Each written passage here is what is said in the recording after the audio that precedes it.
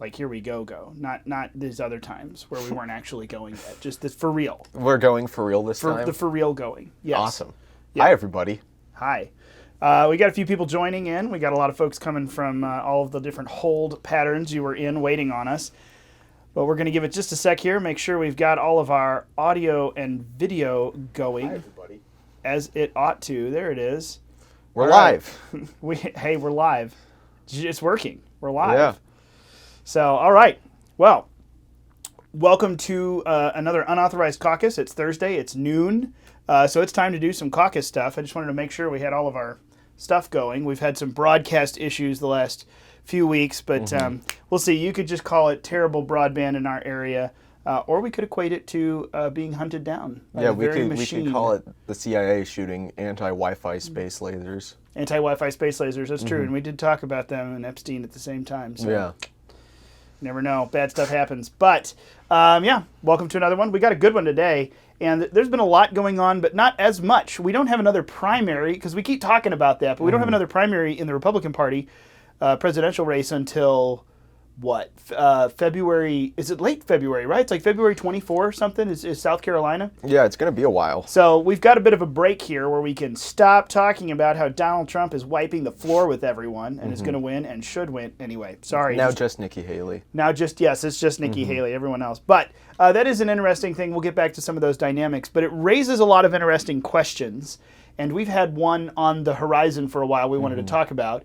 It's just taken a while for me and both of us, but me really, to kind of get caught up and make some notes. So we are loaded for bear for a 4-hour podcast today, so buckle up, everybody. No, I'm kidding. It could be, but we won't make it 4 hours. Yeah, there's definitely enough content here. I mean, every time we read a book, I feel like we could go on forever. You know, you say that, and then I look at my notes and I go, nah, no, there's not. It's just a solid nah.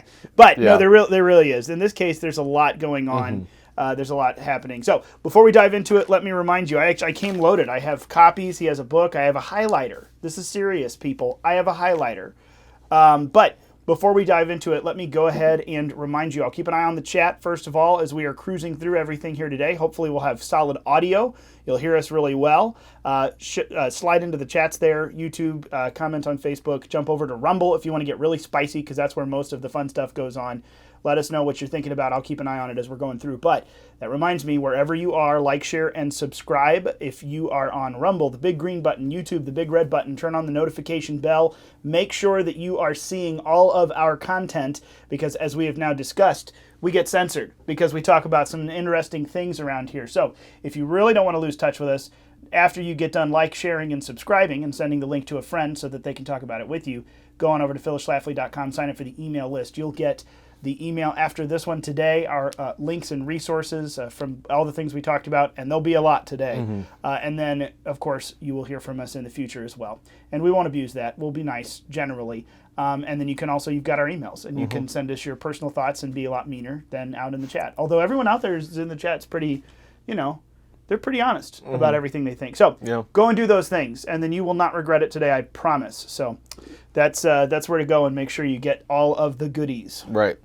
Well, yeah, I guess it's a good time to jump in. You're the one who brought this topic to the schedule, so why don't you give us a preface? What are we talking about today, Mason? We are talking about, well, as our loyal viewers will remember, we've read a few books and shared them with our audience. We've read Manhood by Josh Hawley. We did The End of Woman by Carrie Gress, and now we're moving on to the third gender. I'm just kidding. Now we're moving on to not a gender discussion whatsoever. We're discussing The Populist Illusion by Nima Parvini. This is the book right here. I don't know how in focus it's going to be. Probably not very much. I can hold it and Vanna White this while here. Or we can just put it right there.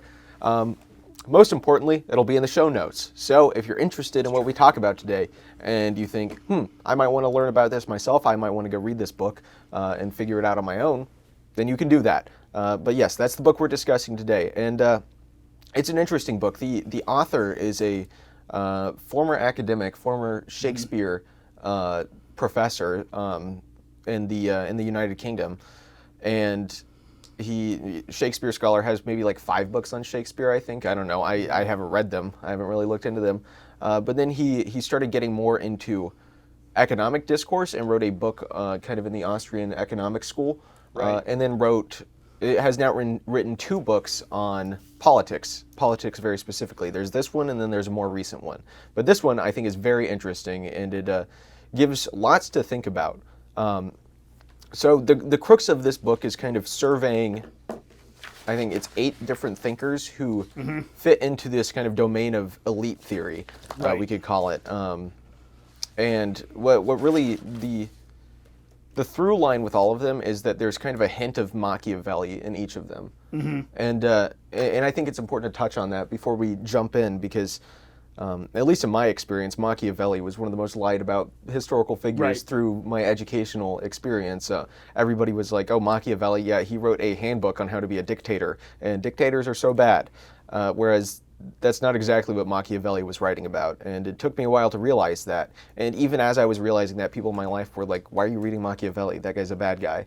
No, but that's not the case. What Machiavelli was doing was he was trying to discover a science of politics, to figure out a way to analyze and discuss politics in a very value-free way, rather than having ideological baggage and looking at politics through your ideology. It's okay, let's look at politics as it works in the real world before ideology.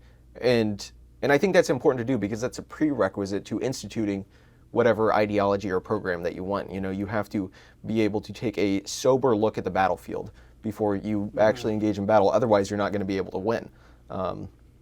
So that's kind of the basis for where a lot of these thinkers are coming from, looking at politics from a value-free perspective and trying to get a scientific understanding of it, which I think is important for everybody to do, especially if you're going to be working in or commentating on politics. Right.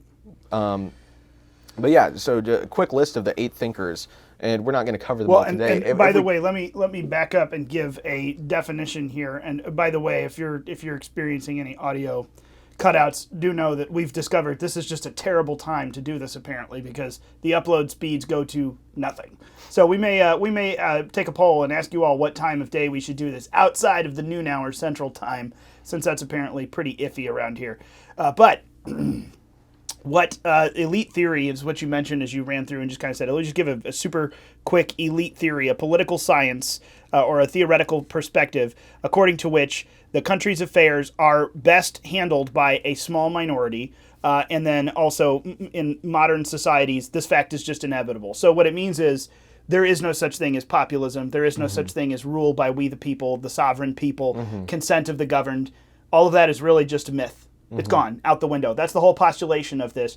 And then you're about to tell us what this book does essentially is compact. And I think I'm reiterating, but for the sake of it, this book compacts several thinkers over the centuries who have put this forward in large form. He is shrinking down to one really pretty easy to read book, saying, here's what they all said, and here's how it kind of ties together and compares to each other. And then he agrees with it, of course. But that's the postulation, essentially. There is no such thing as rule by the people. That's just a myth that makes everyone feel good. It's always a minority of elites that replace. If your elites get gotten and gone, it's another set of elites that comes in and replaces them. So I'm sorry. Go ahead. Right. That's something that's something really interesting. So the 8 thinkers that he talks about are he talks about Mosca, Pareto, and Michels, which he says provide kind of the vocabulary for talking about elites. Then he talks about Carl Schmitt and Bertrand de Juvenal, which I think is a French name, so I'm probably pronouncing it wrong. But he uses their thought to kind of explain how power functions in practice. And then he has 3 more recent and all-American thinkers, James Burnham, Samuel T. Francis, and Paul Gottfried, to talk about the elites today and how the elite structure in America and the West as it functions today. And Paul Gottfried is still alive. He runs Chronicles magazine. He's the only character in this book who is still alive. So you can still read what he thinks about today, and he's like publishing new stuff all the time. It's very interesting. But yeah, it's a great way to. This book is a great way to dive into, especially some of these older thinkers like Pareto and de Juvenal. Yeah. Where they write these massive tomes that you need a PhD to get a firm grasp of. You need a dictionary to make it through a sentence sometimes. It's like, how many big words can we throw together? So it's not exactly, in our modern vocabulary, what I would call accessible. I mean, it's not unattainable, but it's difficult. Right. Yeah, go ahead. Just go ahead. I was just going to get right down to the meat of it. I'm just going to you finish up. I think it's good to get to the meat of it. Yeah. What are you so thinking? he called this is my favorite thing, because as conservatives we talk about a lot of different topics here. We talk about a lot of different terminologies that are near and dear to our political heart, but what he calls this democratic delusion that he's describing. He says there are 4 liberal delusions, and by liberal delusions he means the classical liberal. Which this is what gets fun when you start to dive into works like this, is you realize, remember here, we're talking about liberalism in the sense of what we now I would say modern call conservatism. We're talking about liberty and free markets and smaller government and less centralized government. That's what we mean by liberalism when this guy says so. But that these tenets, the 4 primary myths, the 4 primary myths of liberalism that help perpetuate this worldview are the myth of a stateless society, that the state and society were or ever could be separate, the myth of the neutral state, that state and politics were or ever could be separate, the myth of the free market, that state and economy were or ever could be separate, and the myth of the separation of powers, that competing power centers can realistically endure without converging. These, basically all of the tenets that we kind of, as modern day conservatives, classical liberals, these main things that we hold to, this hypothesizes all of those are garbage. None of them actually exist. You can't have free markets. It's always going to be controlled. You can't have separation of powers. You can't have a separation of society and the state and all these different things. And it's an incredibly pessimistic view. It's an incredibly pessimistic view. Right. So I guess, we could go into it, but my question here is, I would just hit you up front. Do you agree with this pessimism? At some points, I do. I mean, I think that I think that it would be good to add a caveat to some of these, like the myth of the neutral state, or especially like something like the myth of the free market. Like, I think he's correct that there can never be a perfect separation between the market and state, or at least in a way that's can endure forever. But I do think that the market and the state can be distinct entities. But I do think it's true that they have a tendency to unite with one another. As business, if two people if a politician and a businessman have interests that line up, there will be a tendency for them to want to work together. Yeah. And there are ways that we can set up society, like instituting free market legislation or even free market parts of the Constitution that can hold back that. But I think he's correct that is the way that the tendency will go. Okay. I was gonna say I don't necessarily disagree with that. I would say though, just looking off of this, and I'm trying to not just, because to me this is a lot more simple than this book makes it.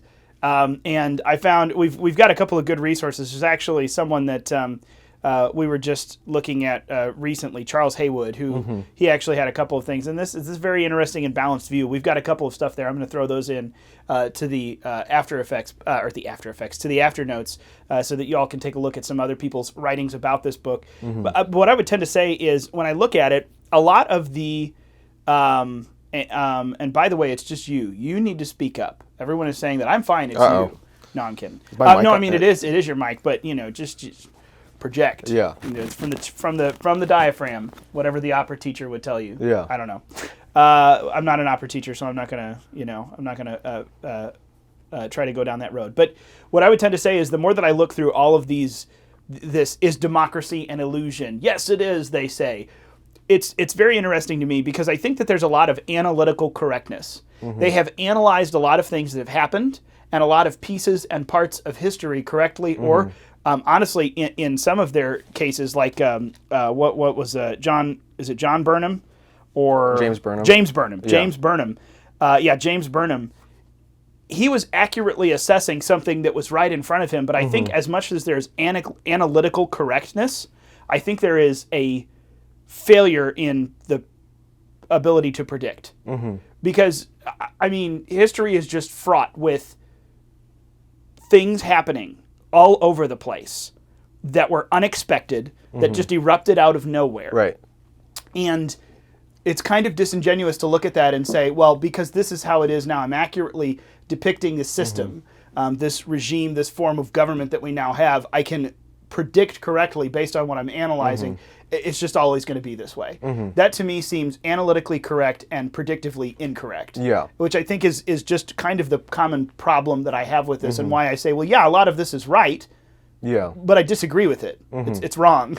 Yeah. So it's this weird world of both, and I don't think it's just being optimistic versus being optimistic or idealistic versus being realistic. I'm a realist. I'm not a pessimist. Yeah. I'm a realist. So I understand, but at the same time, that's actually not accurate. That is just kind of one of my primary overarching things as I look through this. I don't think we're predicting very well so much as we're just taking what we see and saying, well, that must be obviously all there is. Right. To an extent. I'm oversimplifying a little bit. Yeah. And I mean, with Burnham specifically, it's interesting because that's one of the big sections. And Burnham wrote The Managerial Revolution, I think, in the middle of the last century. And he also wrote some other books that gained a lot of traction throughout his life. But he was a pretty big conservative figure. But he discussed the managerial revolution, and that our society is going to undergo a transformation from capitalism to this managerial system, which are distinguished from one another in his view. And he actually came originally from a Marxist perspective, but he saw capitalism as not overthrown by the proletariat, but by managers. And what that looks like in practice is, the stuff like BlackRock, and the way that there's these giant bureaucratized corporations that are intertwined with bureaucracy and government, and those are the people that have the power over society. And he thought it would be extremely successful and enduring. He wasn't endorsing it; he didn't like it, but he thought it would be enduring. Whereas today, I think we're kind of seeing that it does have points of failure. Right. It does have trouble. Especially as we see, planes malfunctioning more and more. Right. Things like that, where the system doesn't seem to be working as great as it could. The economy is not always progressing, so maybe it's not as enduring as he thought it would be. Yeah. This may not be a very long one. Yeah. Because we're, I feel like we didn't talk about this beforehand, people. Maybe we should have. Well, I mean, we should have compared. I have a lot of stuff in these thinkers that I think would be very interesting to discuss. Well, let's hit it before we do any kind of wrap up. Let's hit it, because I know this is something you spent more time in this book than I have. I powered through here, so let's go, because I know that some of these guys, we're talking about things like when you look at this book and he's pulling things together, because at least one of these folks is contemporary. What the author in this one does, he actually starts tying into things like UN Agenda 2030 and a bunch of different other things that are very relevant to us right now that we talk about. So there's a lot in there. I mean, go ahead. He's very topical. I mean, he's writing after the 2020 election, and he, as an author, he's favorable towards Trump. He likes. He's British, but he likes Trump. So he's like, here's how these ideas played out in the last few years. I think that one of the most interesting figures that he covers, and probably one of the most interesting political thinkers generally, is Carl Schmitt. I think that Carl Schmitt's ideas are, once they're not intuitive, and especially with kind of our the way we think about politics, they don't jump out right at us until we read him. And then once we kind of learn about Carl Schmitt, we're like, oh, okay, that can help me look at things totally differently. The two main concepts that come out of Schmitt are in political theology, he writes about the concept of sovereignty, which is the ability to decide on exceptions, and that is the main political function. And then he also talks about the friend-enemy distinction I think that was in the concept of the political. And I think the friend-enemy distinction is one of the most important concepts that I think that today our political enemies understand, at least underneath their actions it seems like they do, whereas I feel like conservatives struggle to understand that a lot. Which Schmitt's friend-enemy distinction essentially says that in political life, what you should be doing, what a smart and sound and will be successful political actor will be doing, is rewarding your friends and punishing your enemies. And if you're not doing those things, you're not going to be successful. And this is something that a couple weeks ago, I think that Trump identified pretty well, because he was talking about judges and courts, which we kind of talked about yesterday too, with the two-tiered justice system. You hear that a lot, the two-tiered justice system in America. How the leftists keep getting away with things, but when somebody that's a conservative steps slightly out of line, the hammer just comes down on them. Right. And Trump identified that you said these leftist judges, they're doing everything they can to punish a conservative when they come through. But a conservative judge, their only priority is, having a fair trial. And there's a mismatch there. And you could even say that the conservative judge has the moral high ground because they're, working in the system as intended. They're working for fair and free due process. But over the long term, if that continues, that what that means is the elimination of conservatism, if they're willing to play by a different set of rules than we are. So yeah, I think that's a very important point that it's good to recognize, because too often I think that I think that there's this asymmetry between the left and the right, where the left's principles are progress and utopianism, and this kind of like anti-nature standpoint of like, we're going to have continuous liberation of it's going to be this and that, it's going to be gay rights, trans rights, BLM, this and that, liberation to infinity. And that is their goal. Their goal is just to pursue that by whatever means necessary. Whereas I think a lot of conservatives' goals have become not as much to conserve actual tradition and nature and, the things that make Western civilization great, but rather just to conserve the rules. And their principles are the rules and only the rules. And I think that can lead to problems, because you're not conserving a principle itself. You're not protecting any sort of principle and furthering it. Rather, you're just focused on, okay, let's just make sure we get the rules right, while they're like, screw the rules. We have a political program we're going to institute. Right. And I think, honestly, that kind of stepping out of this a little bit and talking a little bit more about something broader, I think that's an interesting resurgence that we are seeing politically in America between the demographics, particularly age demographics. We are seeing a very interesting switch as these, Generation Z conservatives and below are starting to come up into their own in the political sphere. It's very interesting to see that there's strong return to conservative values, and it's very interesting. It's not just let's do what we've been doing, which is why you see a huge divide between the Nikki Haley supporters and some of these other, we won't even say Trump, just some others, like what she represents, the old guard of the Republican Party 20, 30 years ago, versus what people are asking for now, which is a very interesting switch back to, this is, welcome to the young language, the trad lifestyle. We're seeing tons of that go around as young people are making radically different choices that actually remind us of 50, 60, 70 years ago, not 20, 30, 40 years ago. So conserving the system is kind of getting thrown out politically, I'm starting to see with younger generations, and instead it's conserving the values that originally got us here, which we're going to go back even farther to find them. That is a very interesting cultural shift that is taking place right now, and it's having massive political ramifications. It's why there is a disruption. I mean, you look from Congress to state legislatures, there is beginning to be a huge disruption inside the Republican Party, because there's no unity on the values. Right. There's conserving the system and conserving just what we've done and conserving why we did it that way to begin with. Let's go back and look at that. It's really interesting. I think it's good. I think it's healthy. Yeah. But it has definitely had some big shockwaves politically, I would say. And there's even more to come. It's just we are seeing the very beginning, I guess I should say shockwaves. We're seeing the very beginning tremors of what I think that is leading to very quickly in the coming 10, 15, 20 years as these younger folks start to vote.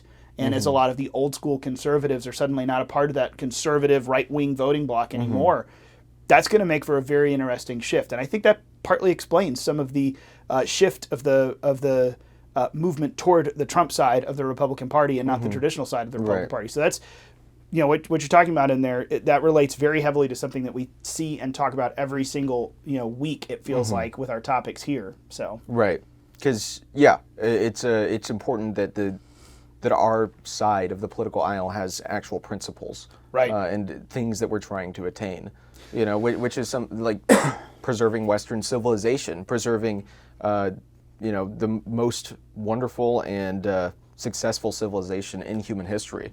That should be our principle, because I don't think that limited government by itself is a principle on the same level as what I'm talking about, or like what the left does. I think that's a preference of how the political process should work, and it could very well be the correct preference. I mean, I do think it lends itself to human flourishing. Yeah. But I don't think that can be the end-all, be-all of your principles, because in politics, you're therefore only limiting yourself. Right.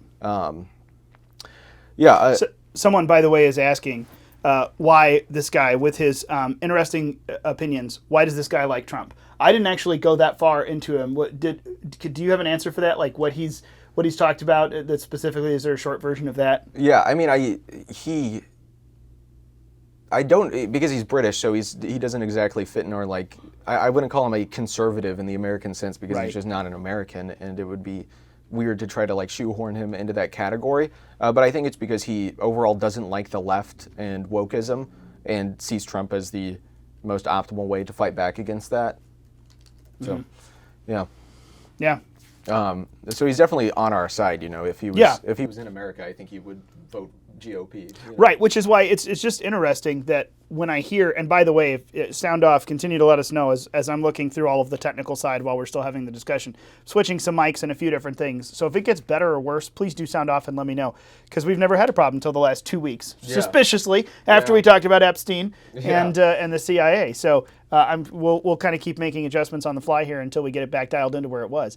But I lost my train. That's where it's interesting, because it really does come down to, that's why I say pessimism. I think pessimism is the best word for this, because I look at it and I say, it's not that you disagree with our political principles, with our limited government, with what things should be, how they ought to be. You just disagree that we, the people, can actually do it, that there can be some sort of the people are able to rise up and do this. And he even goes so far as to say that essentially, and correct me if I'm wrong, he goes so far as to say basically, yes, people have opinions, and this, the popular climate, the climate of the people changes, but it's not that the climate of the people ends up driving. By the way, I'm not yelling at you. I switched over to a local microphone, just so we know. I'll yell at you later, for something else, not this.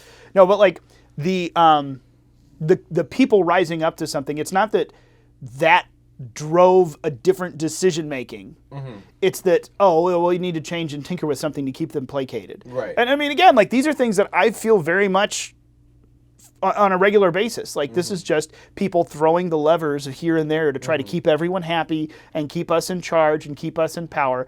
But then at the end of the day, I actually believe that, no, there can be enough of a groundswell that it actually leads to change. It leads to something radical, disruptive, eruptive in society that changes things. And this, poses that, no, that can't happen. It's never going to happen. It's all, at the end of the day, someone who even hooks in and rides as a vehicle that style, but it's still just an organized minority. Yeah. And that's where I want to come in and see what you think here as we get there, because I don't want to go too long. But I would tend to say that there is, I think that rather than these elite forces, these organized minorities adapting to follow public opinion or placate public opinion, I would argue that force actually does follow public opinion. It can, and it does. So I would tend to say that there's a very big difference here between controlled and managed.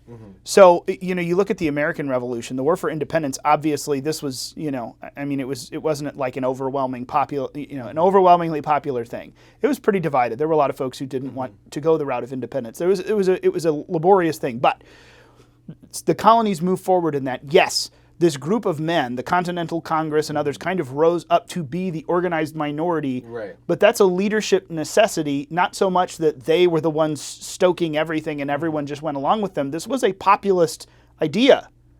But it needed an organized group of people to manage it, because everyone can't manage it. We're not a mobocracy, as the founders called it, this direct 51% rule.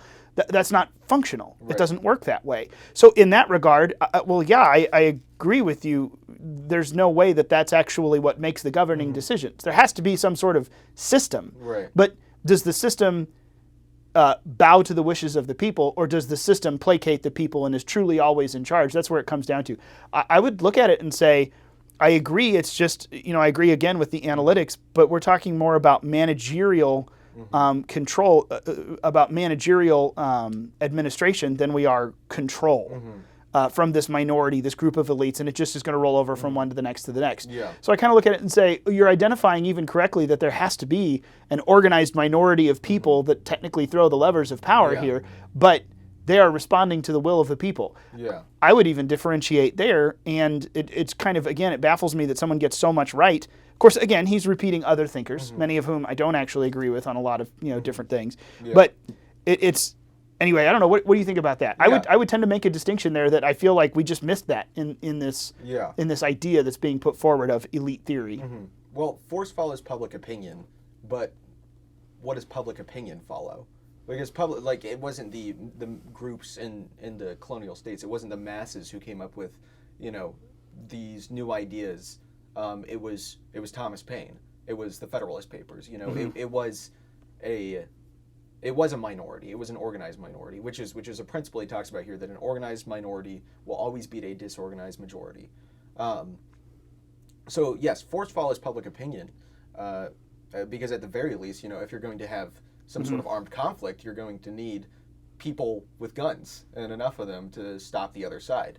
But the public opinion will follow the political formulas that a counter elite can come up with, because that's one of the very important terms he talks about in here. A political formula, kind of a justification for why the state and the government are doing the things they are. Yeah. The founding myth, so to speak. And I don't mean myth as in untrue, but like myth as in kind of our foundational idea as a people that guides us and guides our way of government. So for us, that's our founding myth is the Declaration of Independence and the Constitution. Those are our foundational ideals. So yes, I agree, but I don't think it starts with public opinion, because I think public opinion has to be manufactured. Mm-hmm. Okay. I don't know if I disagree with that to the point where I'd come and refute it. That's I agree a valid completely, point. because you do need the majority of the people to be on your side for your system to work. Right. That has to be the case. It can't be any other way. Right. And maybe it doesn't even have to be the majority. I could see our country functioning with 70% of the country being against the federal government. If those 70% are just we the people. Right. But what they need is what's needed for change, for regime change, is a counter elite to have a new political formula that can mobilize the people. Right. So it never starts with the people themselves. Right. Yeah. That's anything I could say would be splitting hairs from there. So I'm not gonna. It's a valid point. I can think of exceptions to pretty much every step of the way of what I've described, because history is extremely large and complicated. But very. But we're talking about the rule, kind of, not the exceptions. Right.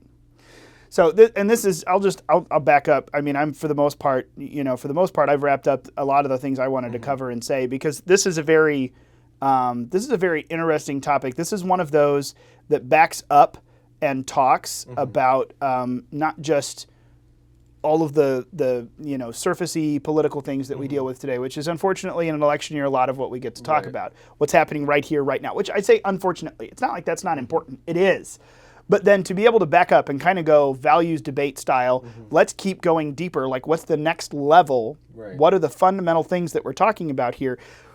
Does that even work? Because if we're, again, if we try to take seriously, whether you believe it's actually real or not, if we the people, by our consent, go different directions in society, it's important for us to not just kind of have a surfacey level opinion about politics. It's important for us to have a pretty notable understanding in some of these things. Now, not everyone has to be a scholar in everything, but I would argue that a lot more people in the past used to have a lot more opinions about a lot deeper topics than we all do now. Right.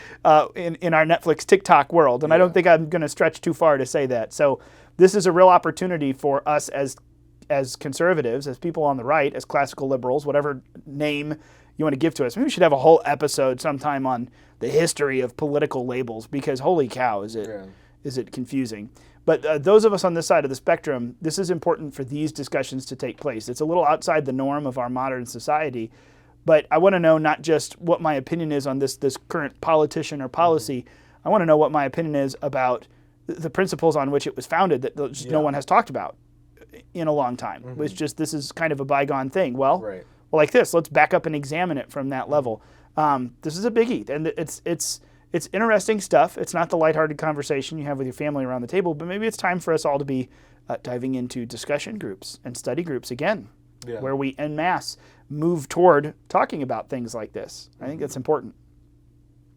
Let me look at the. Do you have anything to say in closing? Let me look at the comments here. See if we're missing anything. I guess my closing statement on this is that what this book provides is a look at political science. Like Ryan said, taking a step back, which I think is important because we can get lost in the weeds. So if you're going to fight a battle, you need to know what sound battle tactics look like and what the battlefield looks like and how to defeat your enemy, which is a non-ideological thing. You can talk about that in completely value-neutral ways. And that's what this book does, which is why, this book, I would say this book doesn't really have his opinions in it, because I follow his stuff, and he has his opinions, but they really don't show through in this book. This book is just trying to kind of encapsulate scientific truths of how political dynamics function, Right. And understanding those is necessary if you want to make things change. Yeah. Absolutely. And understanding. I mean, because I know that Saul Alinsky's Rules for Radicals is like a big book on the left. Like Hillary Clinton has talked about it, how that informs her tactics. So I'm curious how much what he talks about would like map on to what this guy's talking about in this book. Which would be, I haven't read it, but I think it's an interesting thought. Yeah, that is a very interesting thought. Well, there's been a lot of interesting thoughts today, and we've got a lot more. I mean, there's, again, we reviewed, I don't even know. I mean, however long it took us to read the book each, and then to make notes and go off and look at other things. There were other interviews and other reviews and different things. I mean, there's hours and hours and hours that went into about a 40-minute discussion.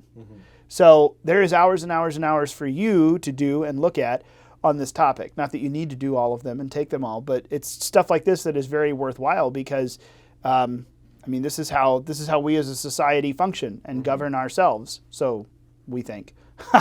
So we think, the illusion of governing ourselves. And it is. It's, I see a lot of stuff here in the chat, people talking about Machiavelli never met George Washington.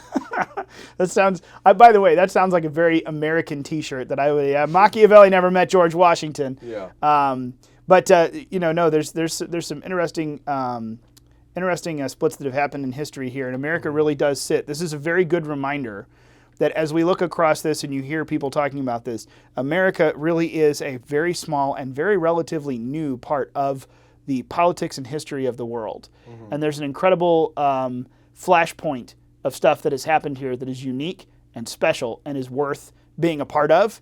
Now, even as dark and bleak as it seems when we look around, the economy and the political situation, there's a lot of stuff here that breaks the mold in different ways, and it's important to maintain it and be a part of it. And if there's not a greater clarion call than reading a lot of other people who look across the history of politics, which is much longer than the United States has been in existence, it's kind of an encouraging of, we'll beat that. We're Americans. Let's go figure out, what are you talking about, and figure out how we need to do things differently. I think there can be a really neat challenge in there. So that's kind of all, that's at the end of it, that's what I take away. That's my action item. Taking away from this is we are very young, and it so far has been very different and very special from the world over before us. What can we do to not just become the same as everything else and let it all collapse into what others have? We've still got, I feel like there is still an opportunity for some drastic change, and by no means are we too far gone for anything to be changed at this point. Slowly and painfully changed, maybe, but changed nonetheless. So, yeah. Yeah, that's all I got. That's all I've got, too. We'll have lots of links today if you want to learn more about elite theory or this book or stuff like that. Yeah. Absolutely. And I might actually send out a poll in this one, too. We're going to talk about a couple different things moving forward, so we'll see. Maybe not this week. Maybe I'll save that. But there's your little teaser. You want to be on the email list if you want to see that, because we're going to get a little bit more interactive here in 2024. We've got plans. Yeah. So that's it. Go to the website. Go to social media. Go to the video platforms. Like, share, and subscribe. And know that starting next week, actually maybe even starting this week, we are, in fact, going to begin releasing as a podcast. So Exciting stuff. We'll get the audio-only version. You can get it where all the podcasts are. So if you want to pull it from there, that is going to have a clean feed, direct audio version as well. So it will not just be this video pulled. So that's going to start happening. Anyway, there's a lot of new stuff. Go sign up for the emails, phyllisschlafly.com. Send the link to a friend. Have this discussion and tell them that Machiavelli never met George Washington. So we're here to stay. Happy Black History Month. That's true. It's February 1st. Happy Black History Month. Is that with a capital B or with a lowercase b? I think it's capital B according to the AP style. The AP style says capital B. That's right. Well, if it's the name, proper name, Black History, then it is. I won't disagree with that anyway.